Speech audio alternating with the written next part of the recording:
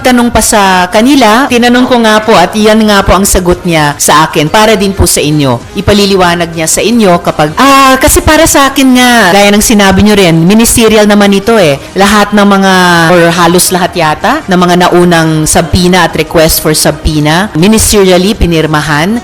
Naalala halimbawa ng Legis staff ko, panahon na iniimbestiga namin yung formally, posibleng direct hit ni Duterte, eventually, ministerially pinipirmahan ni dating SP Soto. Paliwanag, dahil nga ministerial halos ang subpoena. At lalo na habang dumaan yung mga araw at linggo, eto nga, humarap sa harassment, humarap sa pagkikasing, humarap sa banta, tapos meron pang mga gustong magkunwaring testigo para lang, in effect, i-discarril yung investigasyon. So, all the more, mahalaga sa akin, I hope so po. Kasi kung sa akin lang, sa regular na pagtakbo ng trabaho ng komite, as of today, hindi pa. Tutuloy pa naman namin yung pagdinig. Not a promise, pero siguro kung yung context nung dahilan niya, if it changes, then I suppose it should be forthcoming ng komite.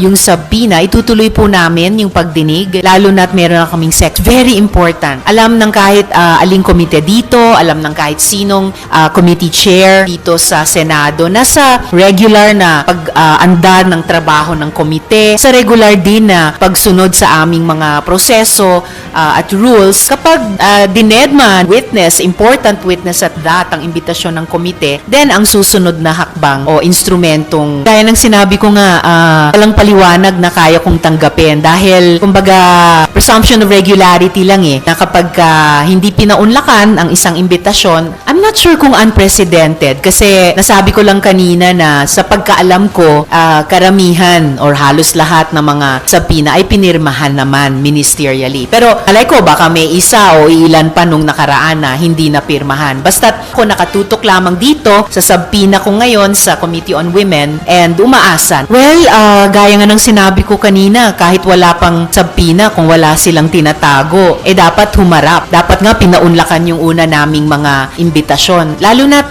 sabi nila, leader sila ng isang kingdom.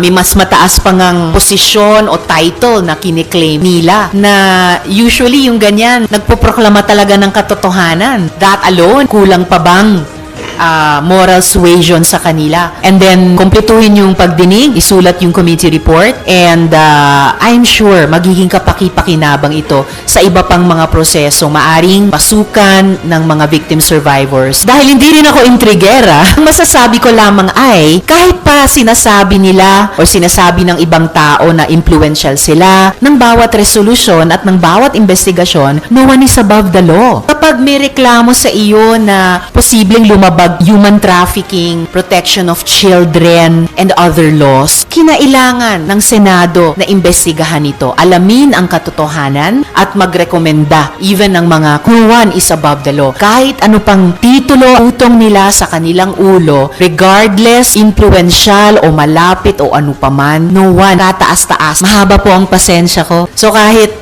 naiinip ako, hihintayin ko po yan. At habang naghihintay sa subpoena, itutuloy Senado maghanda ng kaso sa korte. At least one of our victim survivors has already taken that braves para maghain laban sa kanya sa Davao. Madismiss yun, erased sa Department of Justice. Malamang meron ding mga victim survivors sa US, in-interview o nagbigay ng testimonya dun sa FBI. Kaya't may investigasyon underway doon. Kaya't na-freeze yung assets nila doon at kaya't nasa wanted list sila ng FBI. Unfortunately, si Kibuloy ang nagpakita ng disrespect sa Senado. Imagine calling a Senate committee hearing a kangaroo court. Anong itatawag mo sa taong nakatanggap ng hindi lang isa, kundi dalawang imbitasyon, tapos hindi man lang sinagot at lalong hindi nagpaunlak? I think Kibuloy is way out of his depth. Humihingi siya ng respeto sa sarili niya na hindi niya binibigay sa isang institusyon, sa isang komite.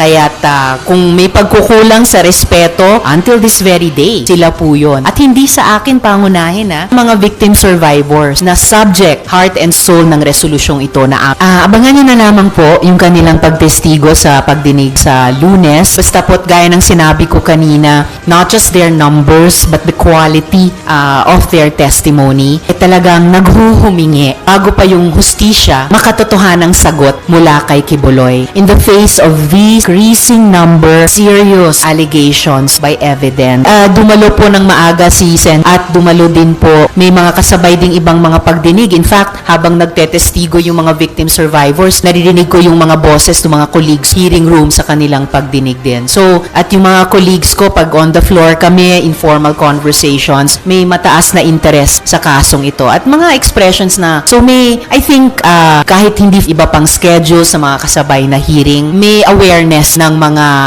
offenses at posibleng krimen. Promo runs from January 1 to December 31, 2025. Per DOH FDA CDRR permit number 1194 series of 2024. Inilefrine HCl chlorpheniramine maleate paracetamol plus zinc is the generic name of Neozep Z+. If symptoms persist, consult your doctor.